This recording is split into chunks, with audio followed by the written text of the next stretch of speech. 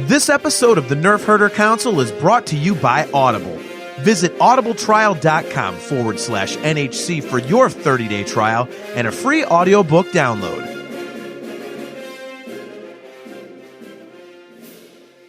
Hi, this is Joseph Williams, son of John Williams, and you are watching the Nerf Herder Council. Why, you stuck-up, half-witted, scruffy-looking Nerf herder! You can't use that word. Only we can use that word.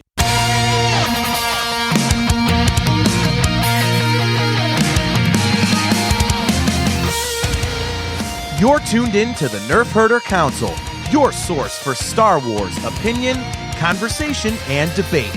Featuring your hosts, JT. Stormtrooper armor deflects everything except Orback hooves. They're like a horse version of Thomas the Tank Engine. AJ. Yeah, Rebels is a lot like our show, where we think we have a good idea and then it just fails in execution.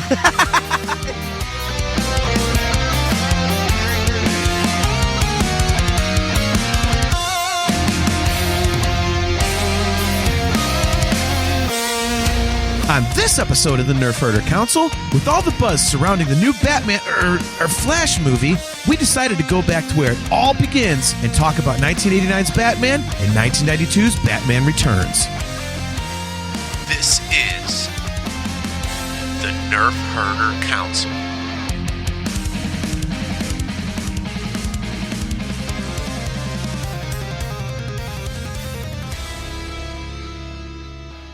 What is up, everybody, and welcome to another episode of the Nerf Herder Council. I am your host, JT.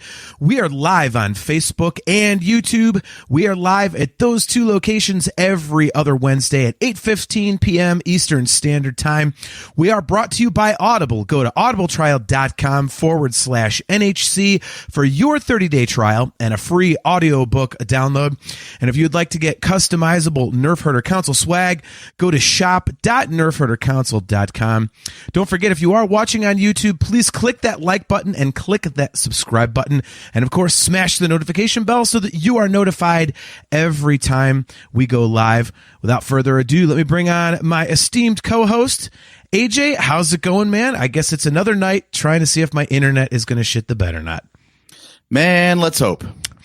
I mean, let's hope it doesn't. Sorry. Yeah. Well, we're off to a good start already. Yeah. I mean, there we go. You hung up once already. Yeah. Well, did I really? Yeah. Oh, geez. Yeah. Right as you were saying that, of course. Of course. Well, in any case, we already started out on a good note because I got the damn intro right, so that's good. That doesn't usually happen right off the bat. So, so that's good. But yeah, it's definitely a topical show tonight. So I'm looking forward to this because obviously all the buzz lately is about that new Flash movie. And I don't know about you, but I kind of feel like they shouldn't have called it The Flash, at least based on what everybody's talking about, because I haven't seen anybody talk about, oh, The Flash is this great character, and, you know, The Flash was great, and Ezra Miller was phenomenal. No, Michael Keaton's back, and it's all about the Batman stuff. And yeah, it's crazy. When I dug into it with my friends, like, oh, no, it was a great movie, and the Flash parts were awesome, and it is all about the Flash and everything. You know, Michael Keaton's like a secondary character, but they didn't want to talk about that. They just want to talk about Michael Keaton basically as the primary character. So what have you heard about the movie? I've been trying to keep as spoiler-free as possible, so I haven't heard much, but my YouTube feed has, you know, a whole bunch of like movie channels and reviews and stuff on it. It seems to be underperforming by a wide margin. That's, okay. I mean, of course, it's also YouTube headlines we're talking about. So when the headline is like, you know, Flash, biggest superhero movie bomb of all time, ? Like, oh boy, here we go. Well, don't all of the DC movies underperform? Isn't that like standard fare, like par for the course, basically? Yeah, but I think the hype around this one was that it's supposed to be the big reset, right? Like whatever happens at the end of this thing is supposed to set up like the James Gunn. This is the transition from the DCEU to the DCU. So it's supposed to be better than the rest, but I think you'd hate it anyway because the Flash is all known about his multiversal or time traveling shenanigans. So Yeah. Being faithful to the comic book means you're going to hate it. Yeah, from what I've heard, it is kind of like multiversal. And I'm like, oh, okay, so all right, it's one of those scenarios again, so okay. I mean, granted, I will see it probably at some point just for the Michael Keaton parts in it, but in terms of the rest of it, I'm okay. It's yeah, they've hooked me on the curiosity just based on the sales pitch of Michael Keaton is in it. And apparently, if you like James Gunn movies, the DC is about to get better. So I feel like this is a good jumping on point without having to slog through Man of Steel and, the Batman movies and Aquaman and all that sort of other nonsense. So yeah, I'll give it one more shot. Okay. Well, I heard that you kind of have to know some of the previous movies that, several actually. And since we don't, I really wonder if, we're going to get into it or not. So it should be interesting to see.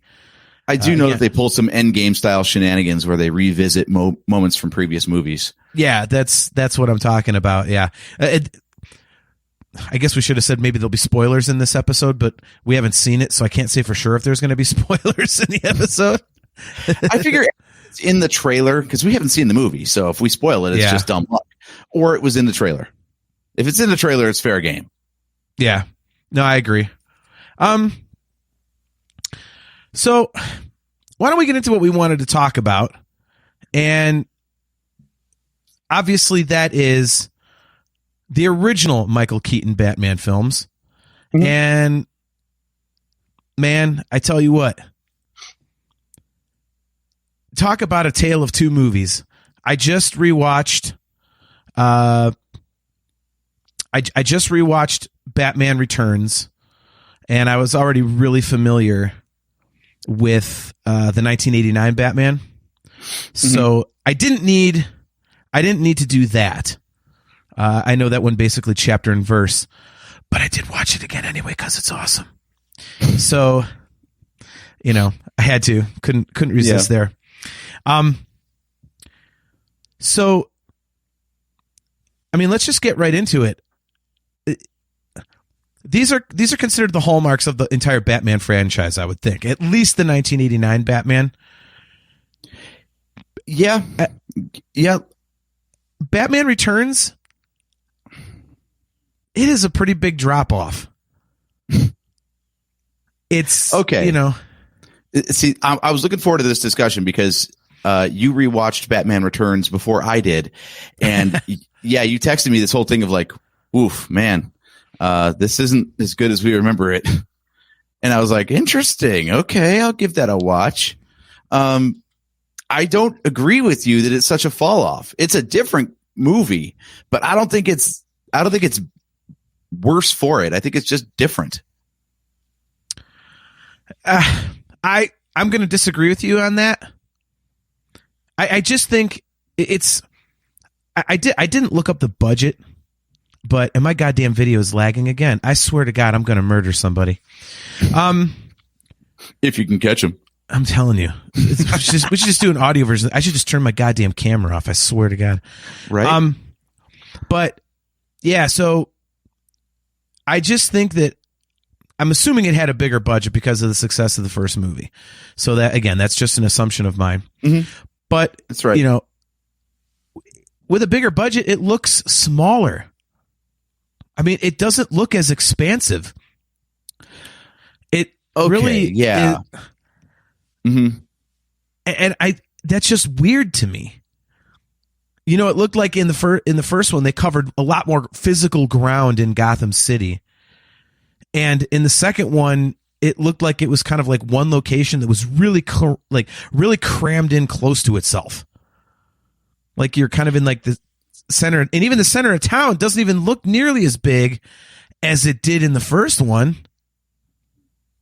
I hadn't paid attention to that, but you are right. It does look a lot like they're in amongst the buildings and the city a lot more.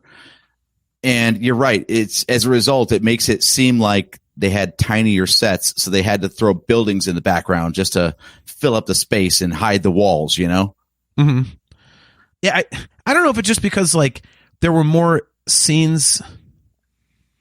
I was about to say there are more scenes in daylight. In the 1989 original than there was in Batman Returns. But now I don't know. I just feel like it's so dark in the second one that it kind of closes it in. Yeah, I know it's not a budgetary thing, so it must have been a deliberate choice. I'm not sure why that like seems to fit the storytelling better, but you're right. They're both dark movies, but the second one especially seems to just be all night, all the time. Yeah. There's just nothing, and not that you want something light and bright about a Batman movie. I mean, we've complained about the DC movies just being so dark, and it's. But even in the original in 1989, like the Vicky Vale story was kind of like, the romance was kind of an up moment here and there, and even when Bruce Wayne has like Selena Kyle over, it's not like, I mean, and granted she's a kook, so maybe they did this on purpose, but it was like even that's like at night and dark and just not. Yeah, I feel like it was a thematic choice. Yeah, you're right. Like everything about the second movie is darker than the first. Yeah. Like you said, even the love interest is crazy. Like she is absolutely crackerjack. Yeah. I don't know. It's just, I liked it a lot better back in the day. And it's good.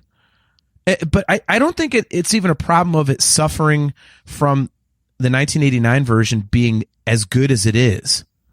I just think it's not nearly as well done. Yeah, which is funny because I feel like after the success of the first one, the second one is Tim Burton opening up more and making it more of a Tim Burton movie with Batman in it than a Batman movie directed by Tim Burton. You know what I mean? Yeah. Like and I think we're biased though, because if you think about when the first movie came out, it was 20 plus years removed from, let's call it roughly 20 years since the Adam West Batman, right? Like I think that show only lasted a couple of seasons before they did the movie. Yeah, it was only a couple. So for live action Batman, the only thing in people's minds at that time was the Adam West version. Yeah. And then 89 Batman comes out and he's wearing all black and it's just dark and gothic as hell. And the humor is circumstantial at best. It's not this wacky sort of, thing like the 60s thing was. So that one alone, like we talk about the second one being darker, but compare the darkness of 89 Batman to the previous live action Batman. And it's like, holy shit, who turned out the lights? Yeah. Yeah. So to get darker from that is like, it's slightly darker, but relatively speaking, no problem. It tracks for me just fine. I wonder if that's why like the subsequent movies like Batman Forever and Batman the hell is it? Batman Forever and Batman whatever and Robin. Yeah, Batman and Robin, thank you. I always forget because they're terrible, but I really wonder if that's why the characters and all the color schemes in those were really, really just garish. I wonder if people thought, oh, it's just too dark, so let's brighten it up. We'll just put a shitload of color on everything. Like, well, it kind of needs more than that. So, yeah. I think what really screwed him over was the first one was so successful that like all the merchandisers hopped on for the second one, and then Tim Burton cranks out this thing that's black, and dark gray, and maybe like a medium gray if they want to throw some color in there. Navy blue. Like, yeah. Right. So by the third one, they're like, look, we're making action figures out of this shit. Will you please put some red and blue in there? Yeah. Yeah. I don't know. Like, for God's sakes, get that suit some nipples. That's not this one, is it? That's the Schumacher one. Wasn't that the third one? Oh, right. Okay. The third one was Val Kilmer. That's right. Yeah. I was going to say, because remember they have that joke about it in Fanboys. That's the most ridiculous thing I've heard since Schumacher put nips on Batman.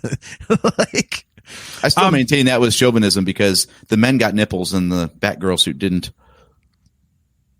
Oh, they can't really do that now, can they? Oh, well, I mean, come on, if we're going to be progressive now. We jest, but they can't do that. So, yeah, I don't know. Like, Batman Returns, like, it's not even like the original Batman, like the 1989 Batman is fun. The second one isn't really fun. Depends on your idea of fun. I don't know. I did a back-to-back rewatch of each of them, and I've got like literally like 30 points about each, just observations I was sketching down as I was going. And there's so much stuff. The first one is, I mean, Jack Nicholson just eats the scenery, right?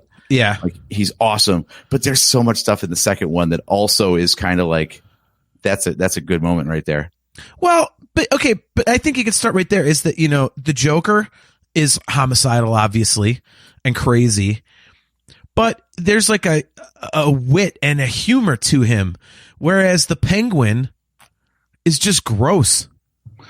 Oh, okay. That is where the second movie gets dark. Yeah. Like he makes like sex jokes. I mean, it's like, yeah. Like what are you doing? I mean, that was just not, like I say, at least the Joker was fun. Like, he is like eminently quotable. Like, anything that comes out of his mouth pretty much in that 1989 Batman, you can quote it. I mean, he's like a fun, super bad guy. You never know what he's going to do.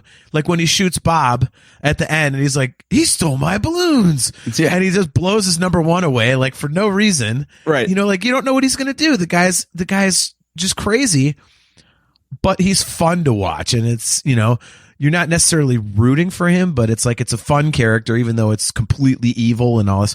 But the Penguin is just gross. And I mean, I think too much so.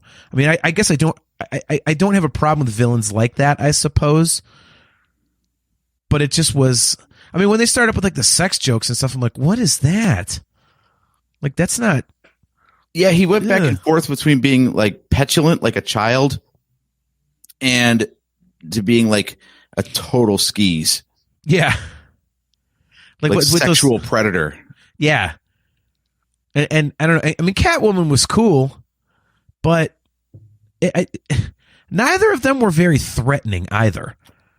You know what I mean? Like like the Joker, like I said, you didn't know what you were going to get.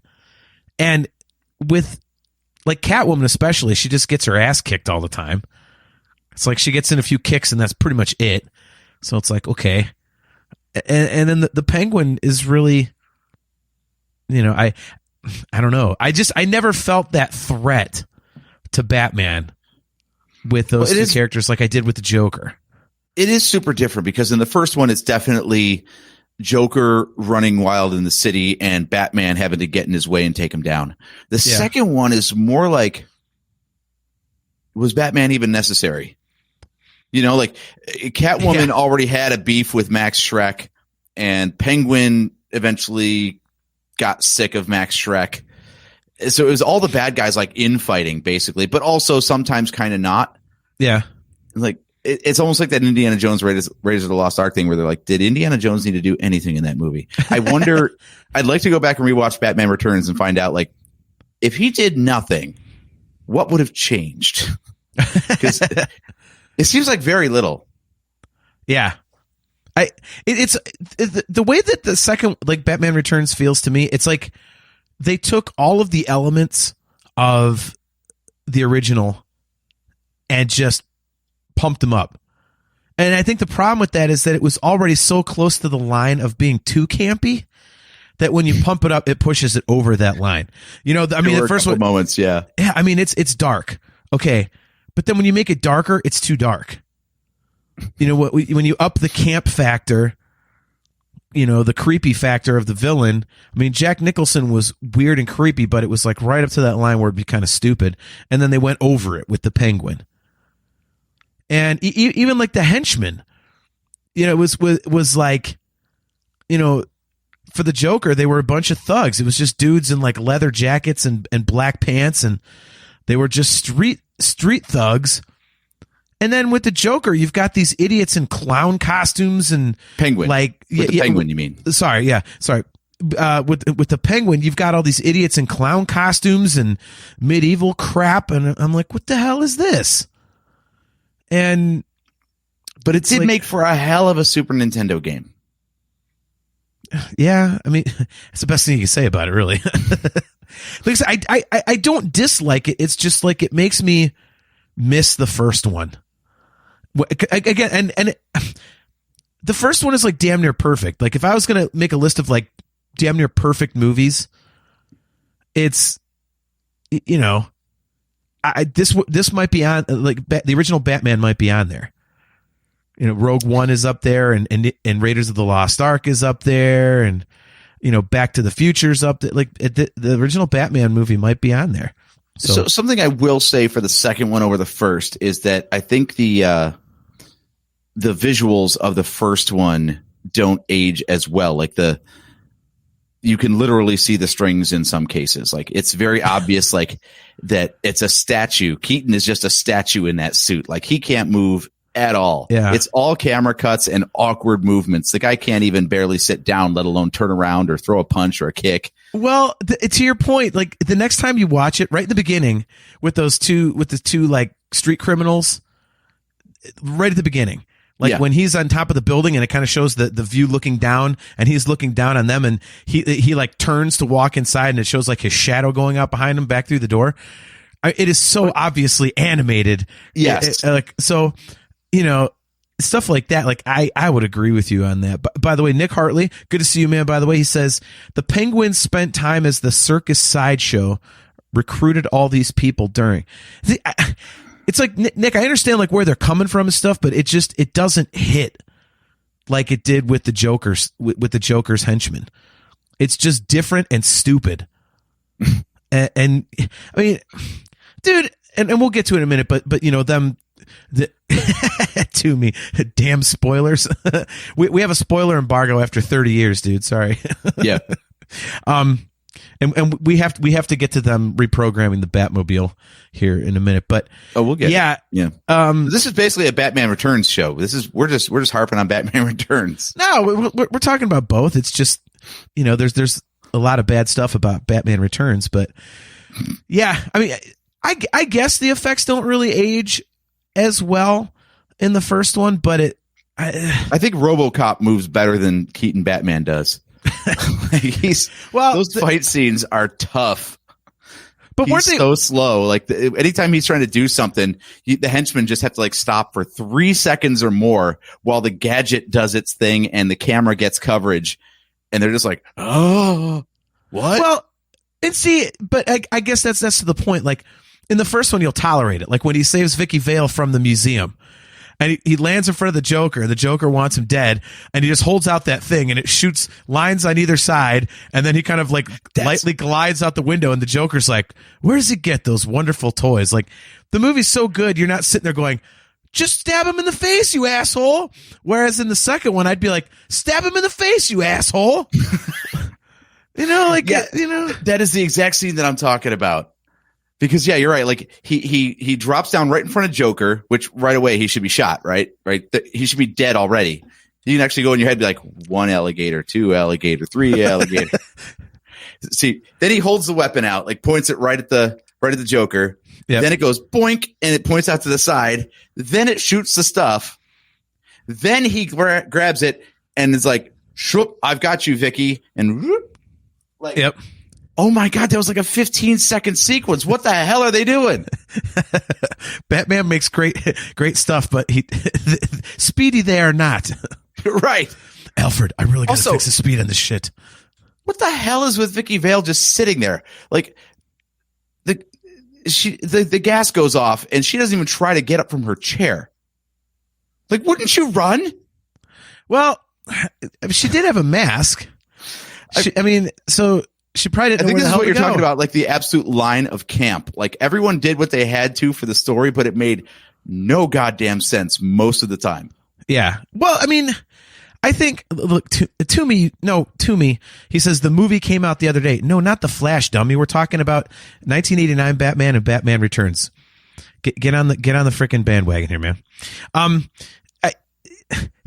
think that's what I mean is that it's like they're both campy, but I think that because the first one actually works and doesn't push it over the line, you deal with it. And I mean, when you go back and rewatch it, you notice these things, but you don't care because it's awesome. Whereas, you know, with Batman Returns, you're kind of like, what the hell is this? It's too much. I do wonder what that secret sauce is, because a lot of my notes here for the original Batman movie are just about how much of it makes no sense. Like, well, just all the stuff that we should be rolling our eyes at it and throwing this thing in the dumpster, and we're like, nah, we're good with it. Well, I think it's fun. And we've always said that's the hallmark of a good movie, is when like you can see the flaws and just don't care. Yeah. And I think this movie is like a perfect example of that. You know, I mean, it's every time I rewatch it, I'm like, this movie's just great. I mean, me and my bandmates still quote it like every show. Like, we'll walk up to each other and go, you are my number one guy. You know, like, you know, so it's like we're always quoting the damn thing. It's just, it's such a friggin' good movie. And I mean, you can pick it apart for sure, but like you said, you don't pick it apart, and you don't want to pick it apart because you're just too busy having a great time watching the damn movie. Mm-hmm. And it is so imminently quotable that it's crazy. And it doesn't cross that line into being too campy. And I think, I mean, like you said, there's got to be a secret sauce because they haven't replicated it since. I mean, I would argue that the next best Batman movie after the 1989 one is The Dark Knight. Mm-hmm. And there's nothing fun about that one. That's another just like dreary fest. I mean, it's excellent acting and it's a great story. And it kind of like humanizes the Joker. And I don't mean like humanizes, but it like, you know, it's a more grounded Joker. Like he's actually kind of like a crazy person, but actually wildly intelligent. It's not like way out there like the comics and stuff. And that's cool. But the rest of the movies, I just think it's too much. They're not, you know, it's crazy that it's a bar that they've never reached with this very first one. And yeah, I would love to know the history, because as far as I know, they were supposed to get Burton back for a third one. And I forget if like the studio kicked him out or if he didn't like their terms, so he dropped from the project. But as much as like the legacy is that, yeah, Batman Returns was a flop compared to the first one, it wasn't such a flop that they were like, nope, no more Batman. Fuck you, Tim Burton. Yeah. Someone kicked the other one to the curb, and I don't know which one it was. I would guess that it was Tim Burton telling the studio to go pound salt, because like I said, the first one, they were like, it's Batman. No one is doing anything with this property. Sure. Just do what you want, man. Yeah. And by the second one, they're like, okay, now we can make some money and we can merchandise this thing. And because it wasn't a very merchandisable movie based on like it was supposed to be for kids, because kids got into superhero movies. Yeah. And like you said, I think this might have been one of those ones that kind of invented the PG-13, because this is pushing the line. Like you said, the Penguin is a skis, and there is some innuendo in here that is just, I don't even know if it's innuendo at that point. Like there's a line, I actually made note of it. There's a line when Catwoman is waiting for the Penguin up in his lair above whatever his like election office is. And he's like, just a pussy I was looking for. Like, whoa, dude. Yeah. This is right after you just like basically groped a woman right on camera to put the pin on her chest. Well, he says he groped her. Yeah. Like, I mean, he flat out says it. It says something about like you're the perfect role model for something or other. Like, oh yeah, you're the perfect role model for young people or something like that. And he's like, you're the perfect young person for a role model or something. You're the hottest young person a role model could get into something. Yeah. Oh yeah, you're the best role model a young person could have. And he's like, you're the best young person a role model could have. Yeah, the hottest young person a role model. Yeah. I'm like, what is just that? Straight up drop the P word. I'm like, wow. And this is for kids. All right. Yeah. All right. Nick Hartley says, to be fair, he did live in the sewer most of his life. Yeah. All right, Nick. I mean, you got to tell us, man, because you're playing kind of defender here. So it sounds like you're a Batman fan. Like, are you saying that Batman Returns is good Because I would, if you like it, that's fine. I don't dislike the movie. I'm just like, I wish it was better. But are you saying that it's on par with the 89 Batman? Because that I would have to disagree with. I think I need Nick Hartley to be my fact checker, actually, because there's a couple things I'm confused with in this movie. Like the green liquid around the platform in Penguin's lair, is that industrial sewage or is that just zoo water? Because the penguins are swimming in it just fine. Yeah. But they also allude to it being industrial runoff from Shrek's factory. Yeah. So which is it?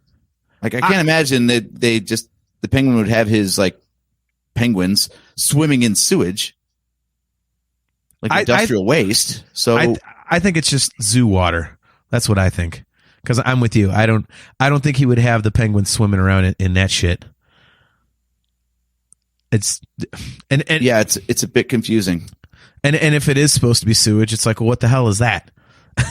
Like, okay, so is it going to kill people or not? Are the penguins? Are you telling me these special penguins are immune to toxic waste? Okay, alrighty. I do love the penguins, though. The penguins are friggin' great. Yeah. So okay, I know that they stretch plausibility, but I don't care. You got friggin' penguins with rockets on their backs and little whirly-do mind control helmets and shit. I'm like, that's fine. I'm okay with it. Right. So Nick makes a good point. This is what I was kind of thinking too. He says he does say he's got a whole lagoon of the stuff in the back. Yeah, that's what I kind of thought. I thought it was like a separate stash that he had. Yeah, because his whole monologue is about like he knows everything about Shrek because he destroyed it all by flushing it down the toilet or something, and it all got reclaimed by the penguin down in the sewers. Yeah. Even the documents he shredded, somehow he like taped them all back together from the shreds. Sure he did. Yeah. It's like a little tape and a lot of patience will get you everything. Or like, okay. Alrighty. Yeah, I don't know.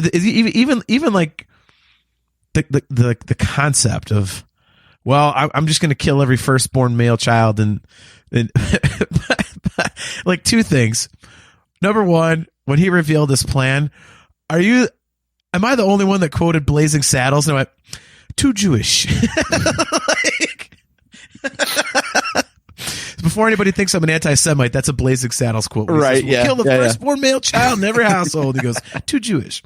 So that's what I thought. But second of all, it was kind of like the moment that it was kind of revealed was almost like the moment in episode 7 where they're like, it's the Death Star. No, it's much bigger. It was like that Captain Obvious moment because the fat bad guy is like, man, don't you really? We're going to be killing children? Like, it even calls it out in the movie. Like, seriously, bro? Like, your plot is to murder children? Like, what? So to your point about it, like pushing the PG-13 boundary, like, yeah, that's not good. It's really not good. There's a couple things in there that I'm just like, I don't know if I'm with you in that I don't think the script holds together as well. That sounds like such a like high-minded bullshit thing to say, but yeah, I'm scrolling through my notes here and I'm realizing that I've got a lot more questions than observations in the second one. Like, whoa, that doesn't really track. And like little stuff like, okay, so Max Shrek, bad guy, right? Oh yeah. He's a bad guy. We know he's a bad guy.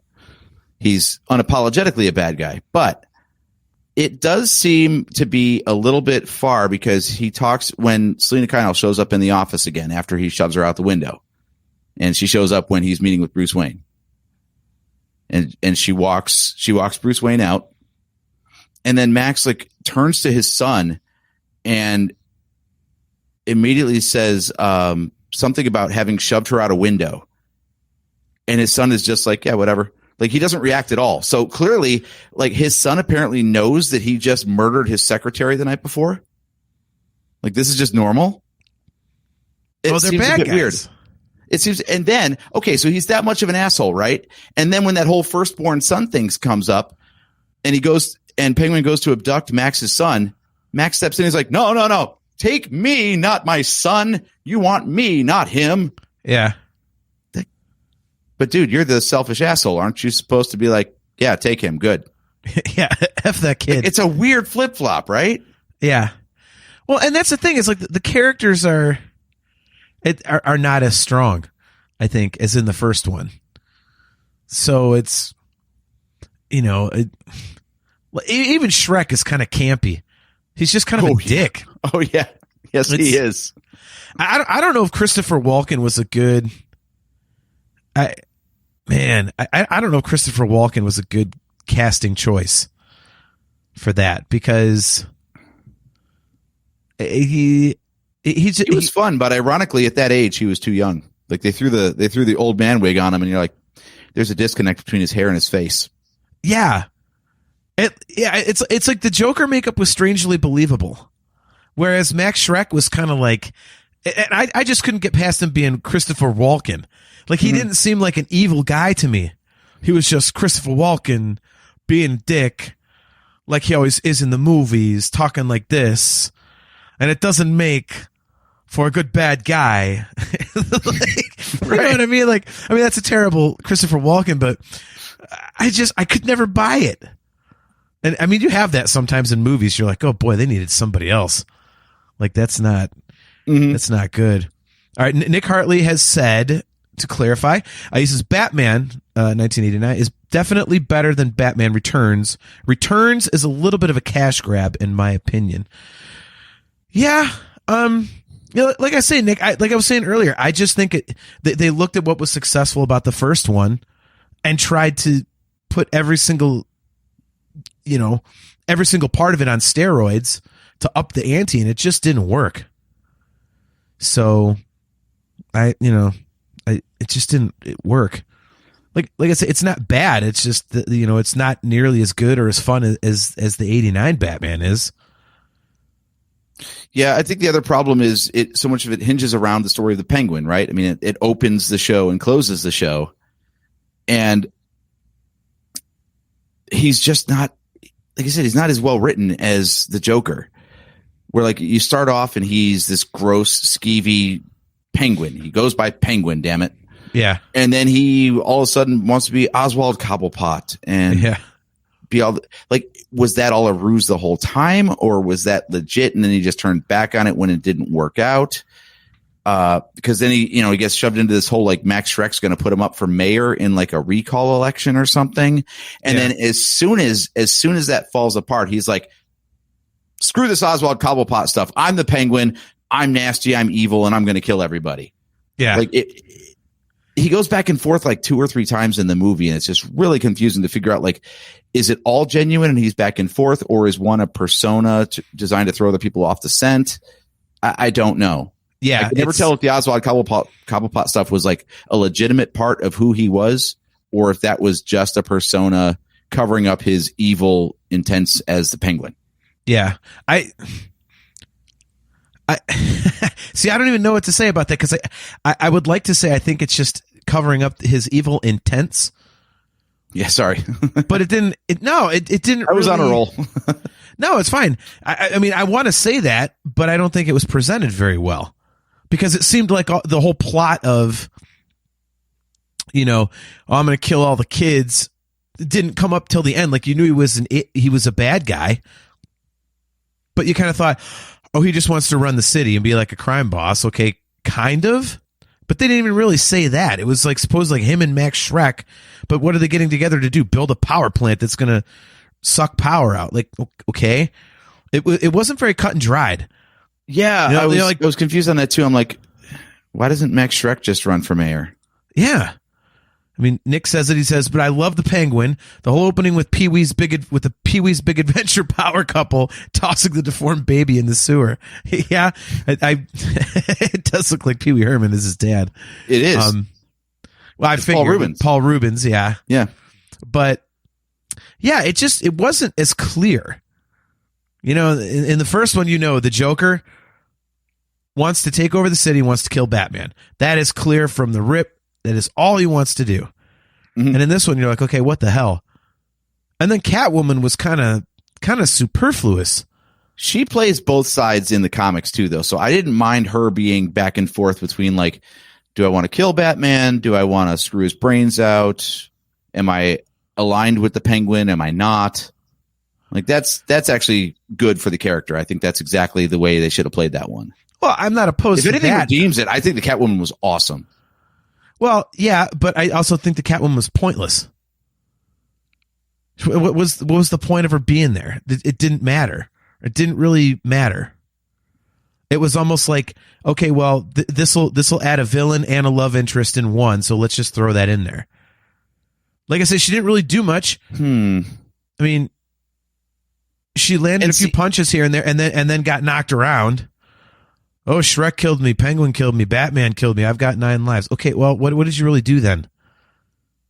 Except for have some pretty damn good lines in a skin-tight catsuit. That's basically what it was there for. You know, you're not wrong, but I enjoyed the hell out of her being there. Like I some of my favorite scenes are all Catwoman scenes. Like I think Michelle Pfeiffer absolutely killed it in that role. No, I totally agree with that. I totally agree with that. I think I just wish that she had more to do. It's just, you know, it just there wasn't enough meat on the bone, you know.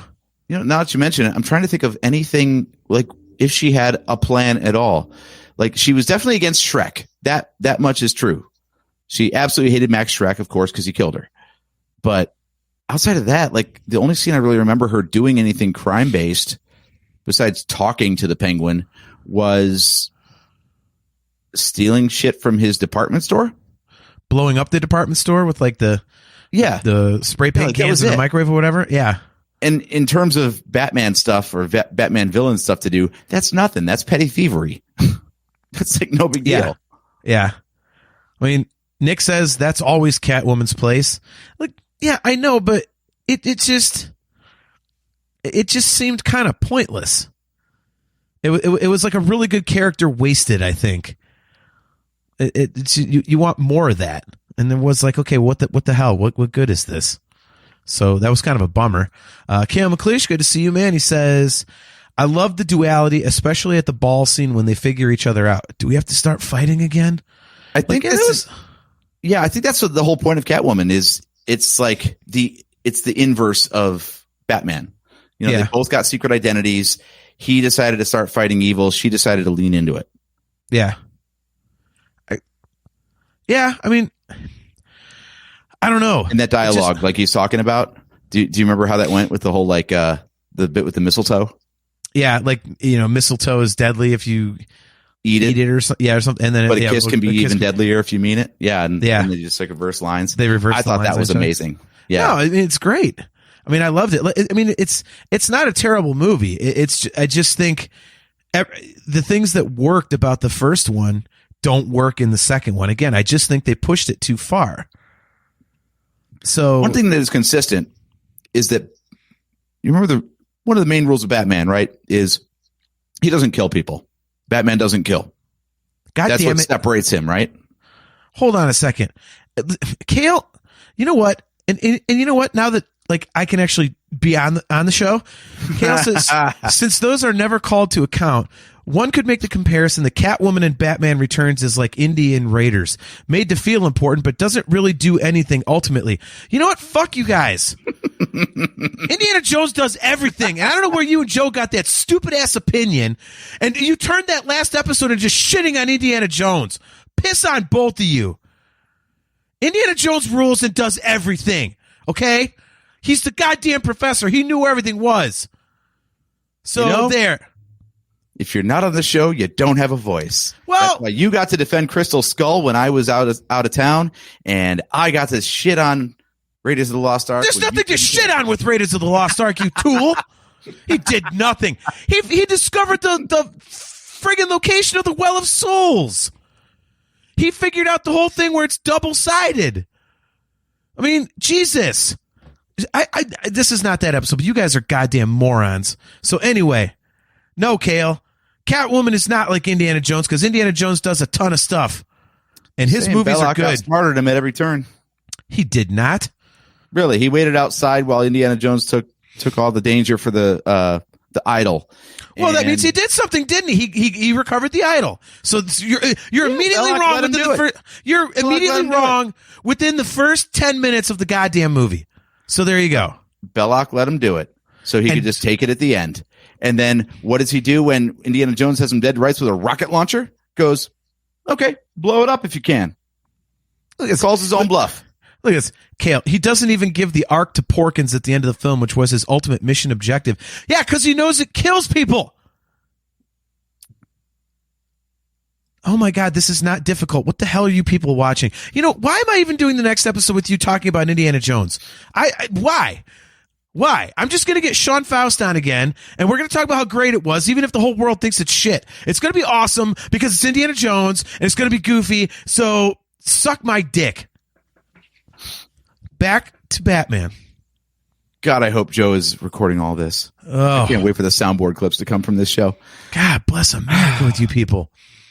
All right. So Batman doesn't back kill on people. Topic. Yeah, Batman But doesn't kill people. He certainly, sure as shit, does. He kills a lot of people. Yeah.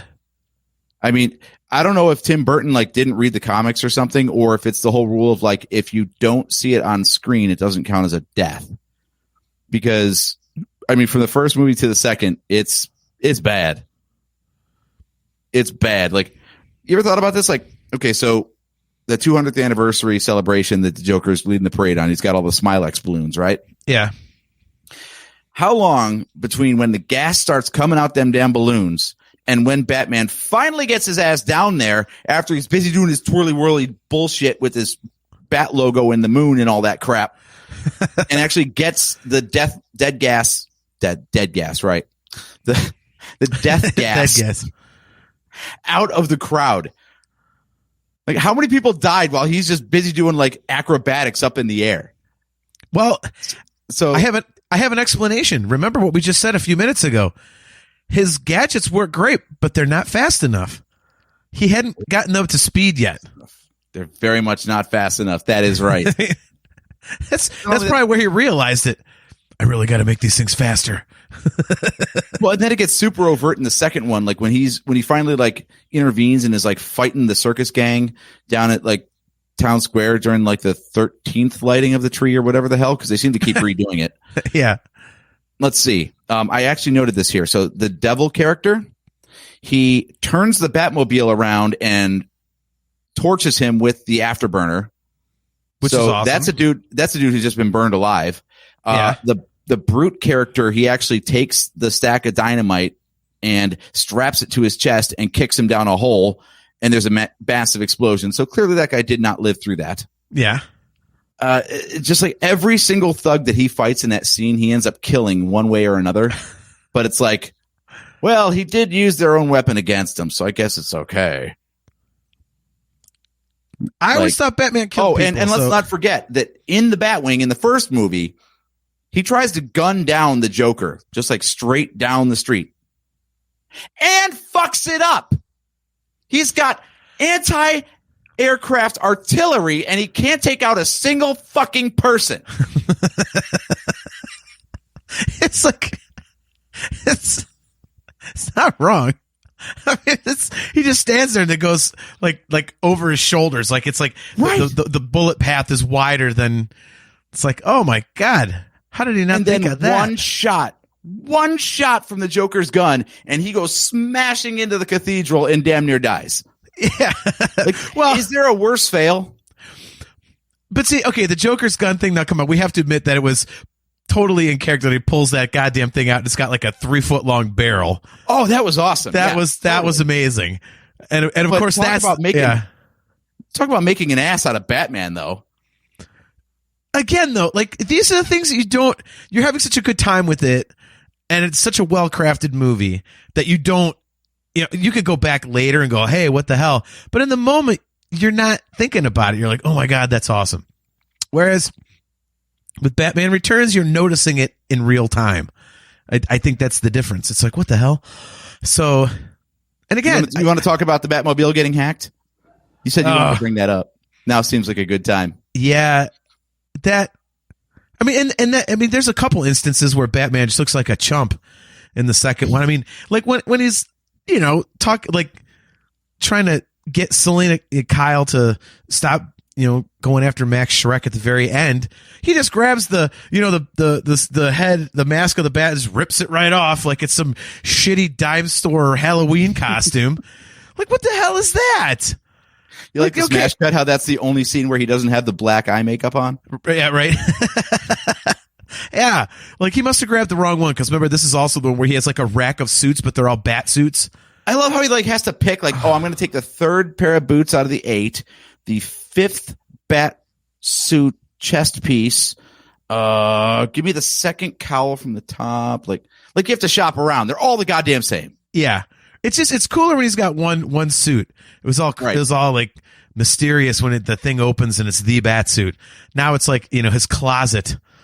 Like at least in the closet, one, he's got like different suits for different stuff. Like one's a sonar suit, and that like okay, now I know why you got multiple suits. But if it's like I got 7 of the same thing, why? Well, obviously because they rip very easily. So they're not fucking durable. So he needs a shitload of them. Like I do love how like aware Alfred is in the second one though, because the other stuff, the weird stuff that I'm noticing too, in addition to all the bat suits, was do you remember he had to reach into the damn fish tank and hit like the doorbell on the Mini Wayne Manor? Yeah, in the fish tank. I'm like, that doesn't seem very convenient. And then Alfred like looks at the Iron Maiden that opens up with the spikes. He's like, I'm gonna take the stairs. Yeah, I see. I don't. Yeah, why would you design it that way? Well, you know what would have been better is if they show the stairs, they're like immediately to the right of the Iron Maiden. They just go down like there's like 8 steps. And he just walks down the steps and he beats him. And he sits there, looks at his watch, like 30 seconds go by, and then the thing opens and there's Bruce Wayne standing there, like, and he's like, "Oh God, this Iron Man thing just does not work." Like very dramatic, sir. Right. See, now I will say some of the campy stuff in the second one is awesome. Like when Alfred's doing stuff. Like on the computer, and he's got the headphones on, and then it's got that horrible early 90s like burner graphic at the bottom that says signal jammed. Like okay, and the CD, like the CD that he burned. Oh yeah, like and then he scratches it. Yeah, he scratches the CD. Yes, and of course when the thing comes out, it's got the Bat logo on the player. Like yeah, that is hilarious. Like it's so cheesy, but it's cool, man. It's dude, that stood out to me even farther because like okay, so he's got all this like Bat branded shit. You're like okay, fine. And then when the Batmobile gets trashed, Alfred and him are discussing it, and he's like, "Well, it's not like we just send it to a mechanic, can we?" And then the next scene is like Bruce Wayne like playing Grease Monkey, fixing the Batmobile himself. I'm like, so let me get this straight. You put the Bat logo on all your own shit. Because clearly you make it all yourself. Apparently, this isn't like farmed out. So he's got that Bat ego going. He's got a cry cut. He's just like, all right, I'm gonna scrap this one bit. The third one, he's got a bedazzler. That's the next step. Like, yeah, I don't know. It was just some of that stuff was awesome. Although. I had forgotten about the whole CD thing, and I had the exact same reaction as I did. Like when I haven't seen it in a while, I always think the same thing when he puts a CD in the car when he's, it's under Penguin's control. I'm like, what the hell is he doing? Like listening to music? Yeah. I always pictured the 1989 soundtrack, only the Prince songs playing. Like I just pictured that starting up. All right, so Cale McLeese says... in fact, that was what they call, there's a movie term for you, diegetic music. That means it happened in universe. It wasn't part of the soundtrack for only the audience to hear. What the? I've never heard of that word in my life. Yeah. Diegetic. Huh, okay. So Cale says, okay, so I want to defend one aspect of Batman Returns over 1989. I think the Prince music was a little overdone, and it kind of ages the movie a lot. I like Prince, but this is some of his cheesiest stuff too. Okay, I absolutely hate Prince. I cannot stand Prince. All the respect in the world for him, but I absolutely detest his music. I cannot listen to it. In terms of aging it, I could see that, Cale. I think as much as I hate Prince's music, I think it adds a cool factor to it. And I couldn't even explain to you why. I think it, it's such a departure from the Danny Elfman score that I think it just adds something cool to it that you don't expect. I think that's one of the things that kind of takes away from the darkness of the movie when you've got that kind of like upbeat poppy dance music playing and stuff like that. But Plus, I don't disagree with you. It's also weird enough that it kind of fits for the Joker. At least I try to pretend that it does, because I also think in my head, that doesn't seem like the sort of music that Jack Napier / the Joker would listen to. But it does work in the framework of the movie, so I just go with it. Yeah. And in terms of the stuff that we were just kind of laughing at, Nick Hartley says, all callbacks to comics and the 66 TV show. See, Nick, I got a lot of that, and I know that's what they're doing. I just think it was a little heavy-handed and didn't really work. You know what I mean? The 66 TV show, I guess. I mean, I've watched pretty much every episode of that. I love it. I watch it specifically because it's camp, the pow, zap, crash, all that kind of stuff that comes up on the screen and whatnot. And, even in the first scene in the 66 Batman where it's like, oh, thank God I got my bat shark repellent. That's just awesome. It's like, seriously, dude, but it sets the tone. And I think it works in that environment, but I think for a movie like this, the multiple bat suits, for example, like, okay, we know that that's in the comics and, and other places. But we know he's got all these devices and whatnot, but I just think it's cooler when he's just got the one suit, Yeah. He says, Batman Begins, he played chopsticks on the piano to open the Batcave too. Batman Begins sucks. I'm serious, dude. I will die on that hill. That movie is crap. They bring it back and it's just some stupid, like, martial arts origin movie, and the damn bad guy is some freak, like, B-level, C-level Batman opponent. Like, shut up. I'm always arguing against that movie. People, it's amazing. No, it is not. The Nolan trilogy is not nearly as good as people give it credit for. Dark Knight, fantastic. Batman Begins, Dark Knight Rises, it's okay. But it's not. I'm sorry, there's not. And you know what, dude? It probably goes back to how awesome I think the 1989 Batman is. And I hate going into a movie saying, well, I'm comparing it against this other stuff. Because I try to never, ever do that, because sometimes you just can't live up to something. And I think this one, I can't help it. I can't get, and I don't think it's that I'm comparing it. I just can't get the 89 Batman out of my head ever. That to me is the coolest, most fun Batman movie. It's like the perfect combination of how dark that Batman is in the comics and stuff like that, and dreary, with the fun factor of like the 66 stuff. The original show with Adam West and Burt Ward and stuff like that. It's such a great combination of it. And everything else, all the other movies just don't have that. It is amazing that they picked the exact perfect casting and the exact perfect villain, because the Joker is, by definition, he's wacky, and he can crack jokes, which makes it fun for the audience, but also it doesn't make the movie funny. Yeah, if that makes sense, right? Like, no, totally. This town needs an enema. Like, yeah, it's funny, but it also works for the character. It's not just a joke in there for the sake of the audience getting a laugh. Which I think is a perfect way to bring some levity into a very dark version of the character. Yeah, I completely agree. It's almost like a dual purpose type of a thing. Like, you do laugh at it, but it also in your head you're like, man, this guy, it kind of like cements the fact that he's kind of just so insane. Because he doesn't really have normal conversations. He's always saying something quotable. Never rub another man's rhubarb. Oh, another rooster in the hen house. Like, it's always something. So it's, is it quotable? Yeah. Is it funny? Sure. But it also is like, okay, that's, like you said, it's part of his character. It fits the character. He's basically Disgust Metal Joe with green hair. And he's not even here to defend himself. Wow. That was a test, actually. We'll see. Yeah, there you go.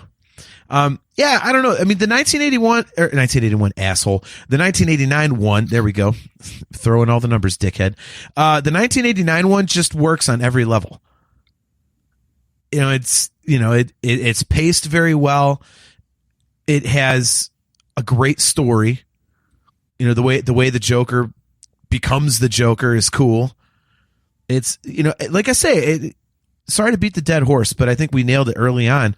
It goes right up to that line of being too campy and stops right there. I do wonder if there was more care taken with the first one, or if the movie's just so good that the details stand out better. Because a lot of the stuff that I wrote down for that movie are all like little stuff that doesn't matter, but I'm like, that makes it cooler. Just stuff like counting the bullets in the gun, for example. Like, you know what? Joker's got, you know, he uses a revolver on Grissom. 6 shots. And then it goes empty. Yeah.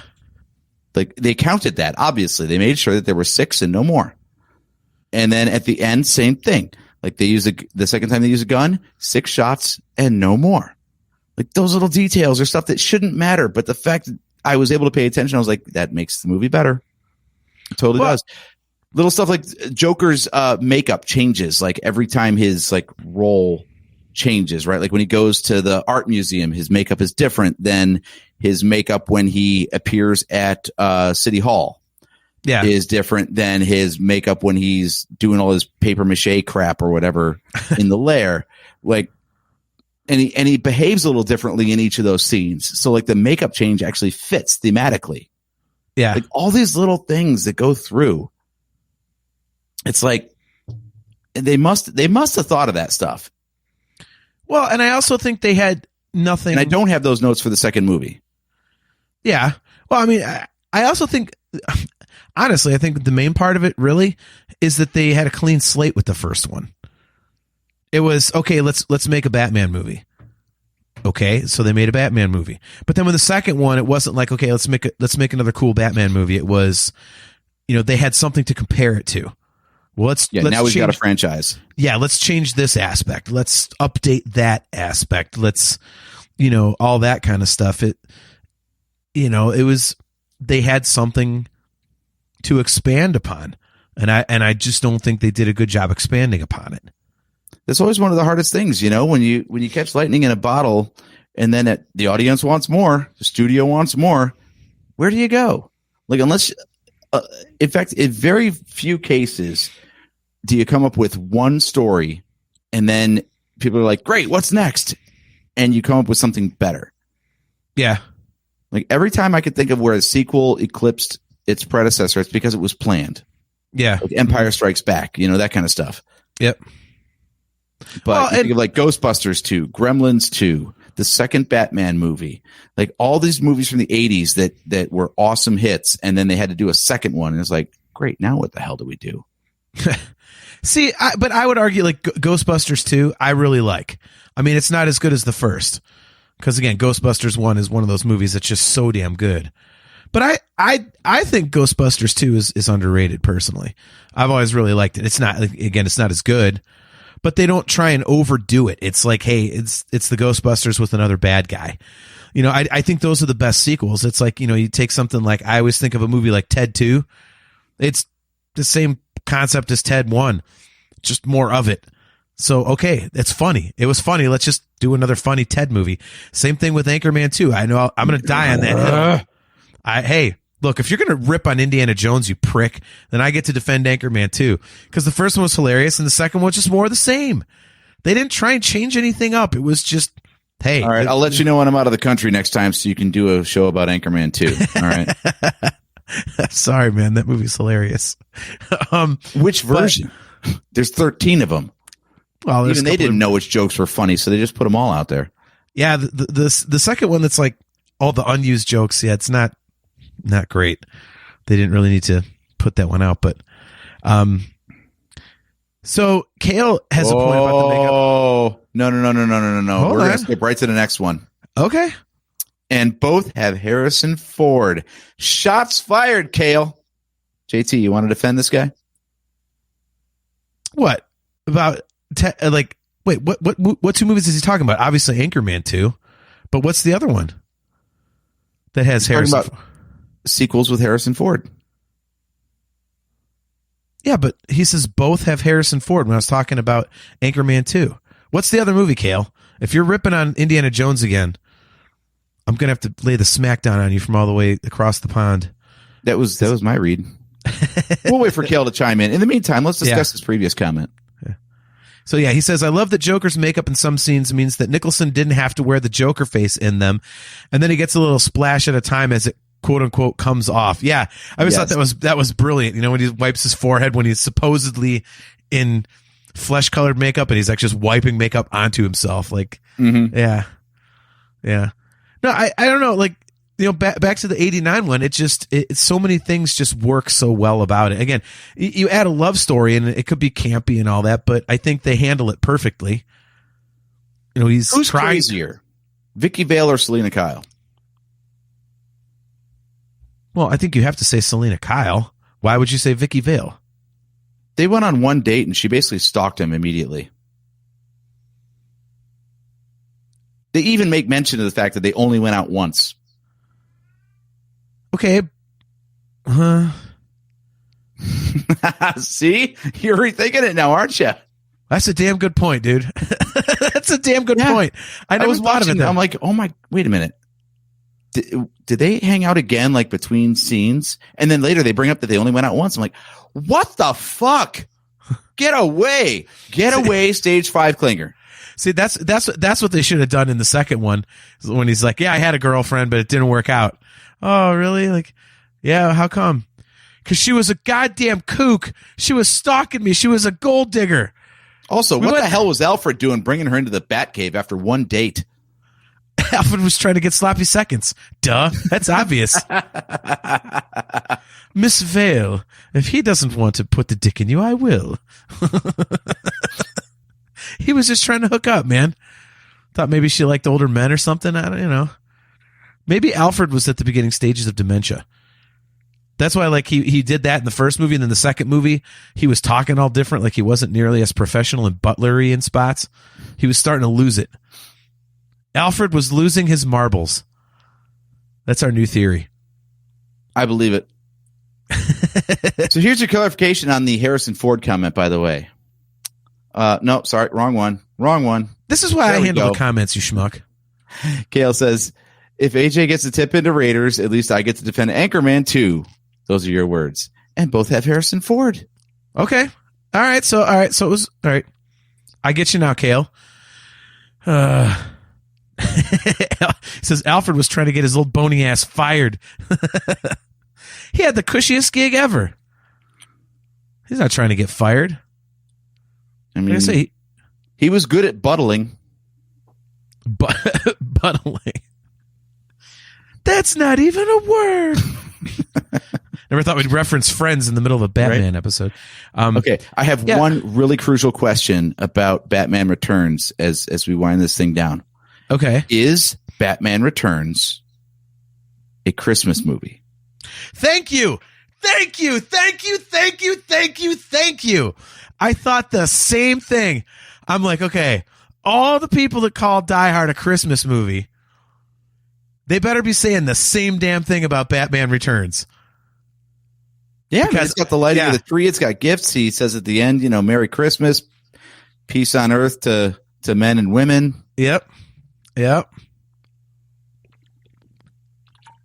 mean, I guess that makes it a Christmas movie, right? I thought the exact same thing. I'm so glad you brought that up because I almost forgot. No, Kale, no, they are not. They are not Christmas movies. They're action movies that happen at Christmas. We've been over this. They're not about Christmas. For the love of God. No. Vandalorian, no. It is not a Christmas movie. For the love of God. They are action movies that happen at Christmas. Nick Hartley says, I watch it every Christmas. And you can. And you should. It's like if it happens at Christmas, it feels holiday-ish. That's fine. That's cool. Because the setting is during Christmas time. But it is not a Christmas movie. So, and he says, you said it a while ago, Batman is lightning in a bottle. It will never be better than that. I rank Begins and The Dark Knight as two of the best, but, you know, but Burton's. Look at this. Now everyone's chiming in on the Christmas. Look at this.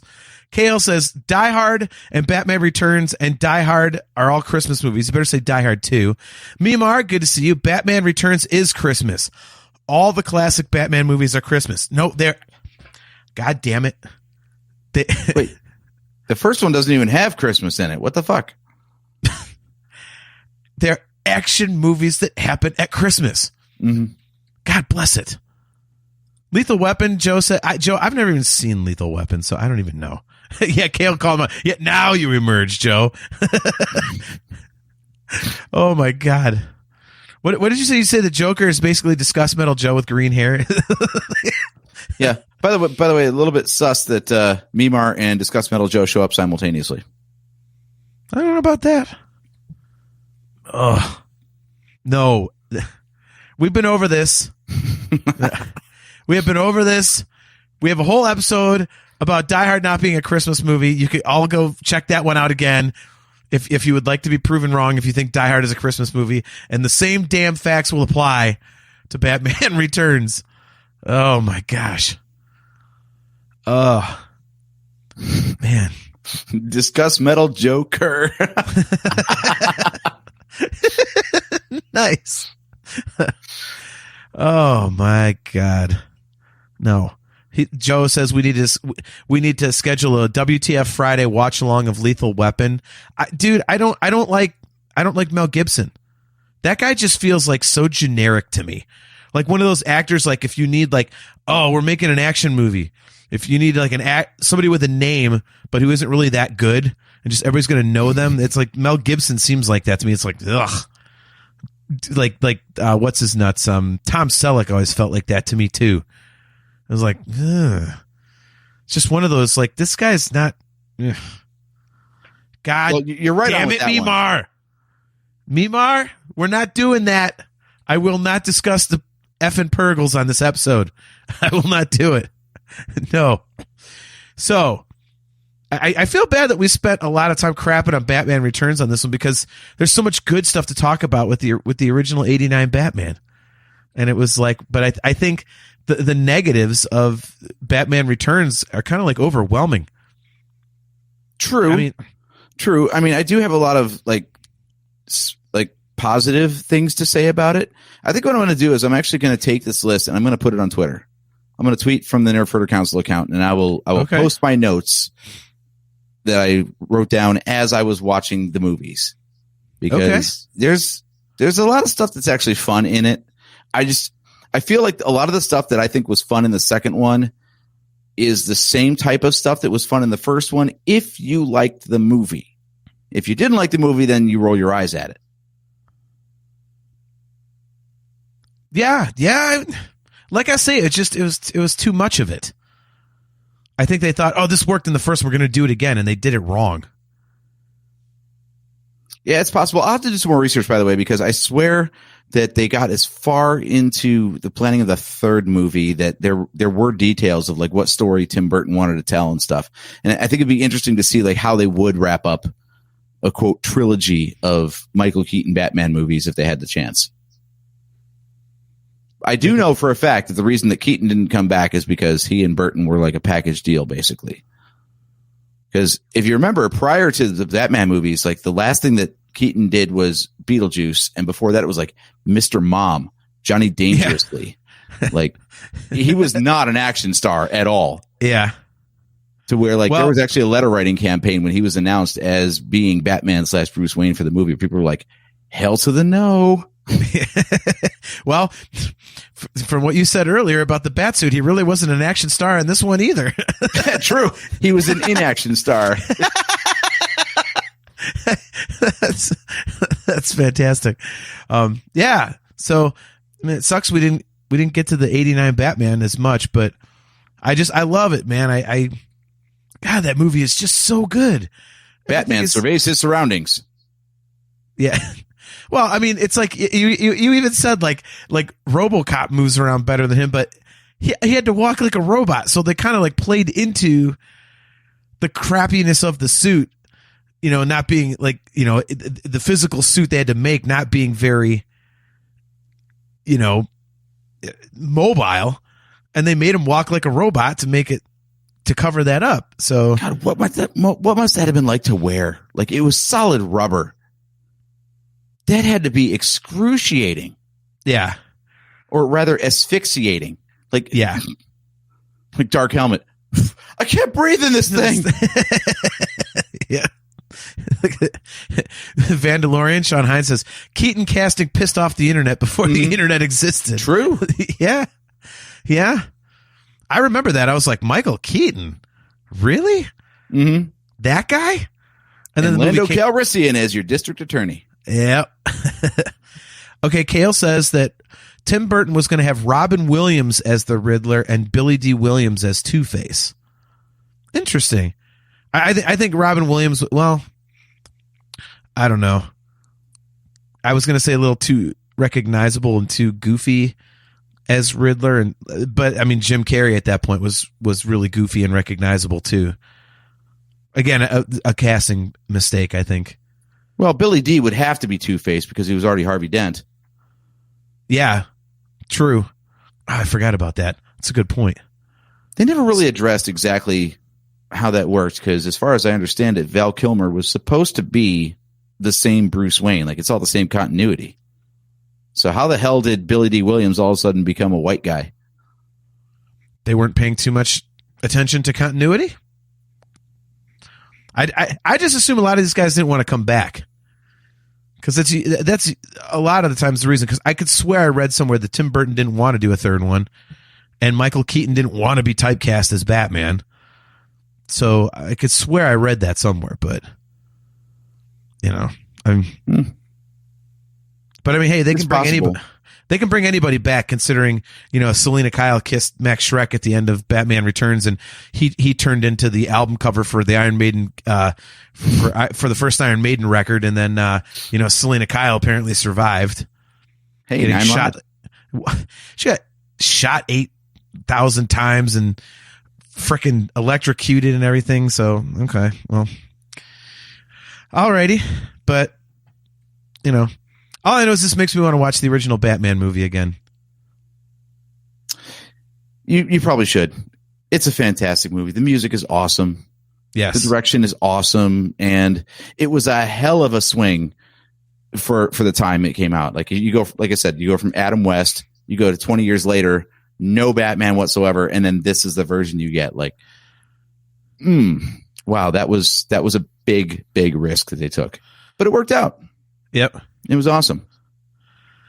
Well, before we get out of here, Sean Hines, it's a good point. He said they were using the vacation movies casting playback where the kids are different in each movie. Yeah, playbook. Yeah, sorry. Oh my God, that's awesome.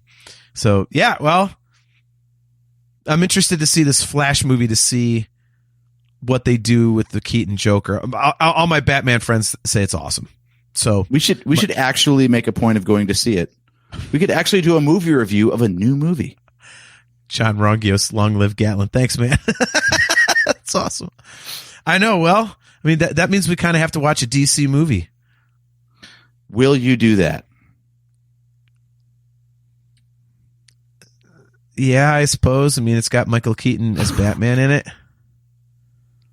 That pause was so pregnant, I thought you had triplets. I'm a fat guy. Yeah, I mean, I have to admit, I want to see Michael Keaton as Batman again.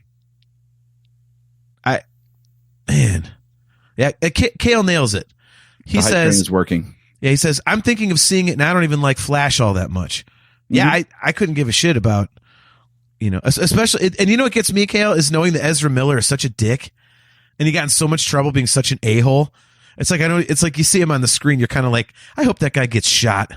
Like, can the Flash just die in this movie so he doesn't come back? You just don't want to support a guy that's that slimy. Mm-hmm. So I'll tell you that if you like good campy superhero stuff, we got to wrap this up because it's not really on topic. But I'll tell you what, the biggest problem with the DCEU is that the WB shows, the Arrowverse, is actually really fun. It's campy in a cheesy, made for TV way that the '89 Batman was, and then you compare that to the movies that have no continuity shared with them whatsoever, and you're like, why did they bother? Yeah. Maybe I'll have to check those out too, but I doubt I will. I'm too busy watching the Ronnie James Dio documentary right now, so I've got that on pause. So I'll be finishing that later tonight because it's awesome. It's called Dreamers Never Die, and it's fantastic. One of the best musician bios that I've ever seen. So that's very good. And I'm listening to his on my Audible selection this week is the autobiography of Ronnie James Dio. So I'm doubling up on Dio to try and get some good history there about one of the greatest. That is a great way to tie things up, from a dead musician to a dead cinematic universe. Want to get out of here? Let's get out of here, man. So on that note, we will close up shop for this week. And I don't want to jinx anything, so I'll knock on wood here, but I had some video problems at the beginning and then nothing since. So let's hope it just had to get it out of its system. By the way, good beer choice on your part tonight. I noticed you were drinking a Stumbleberry. Those are tasty. So Stumbleberry. Yeah, very, very, very, very good. So Kale McLeish, real quick, wants to know, what platform is Dreamers Never Die on? You can't buy it. I tried to buy it, Kale, but you can watch it if you do a free trial of, if you have on Amazon Prime the Showtime channel, it's there. So basically I did a free 7-day trial. So I'm going to cancel that as soon as I finish watching the Dio thing. But if you want to watch the Dio thing, just do the Showtime channel on Amazon Prime. That's where it's at. So yeah, guys, thanks for tuning in to another episode of the Nerf Herder Council. Once again, we are brought to you by Audible. Go to audibletrial.com/NHC for your 30-day trial and a free audiobook download.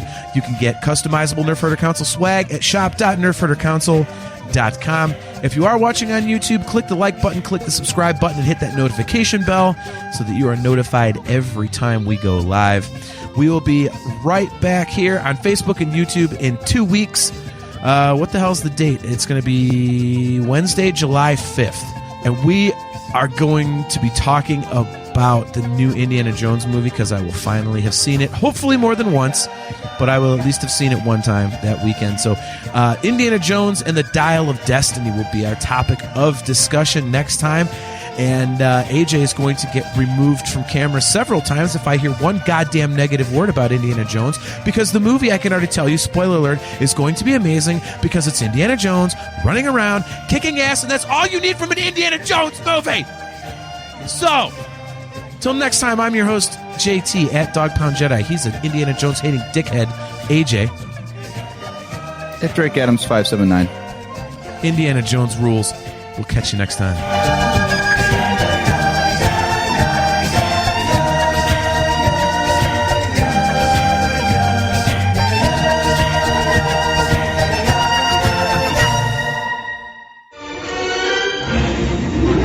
Bolts is never gonna get us past that blockade. This bucket's got a few surprises left in her. Plus me and Chewie are on it. Ain't that right, Chewie? Hell yeah, you my Nerf herder. You my Nerf herder.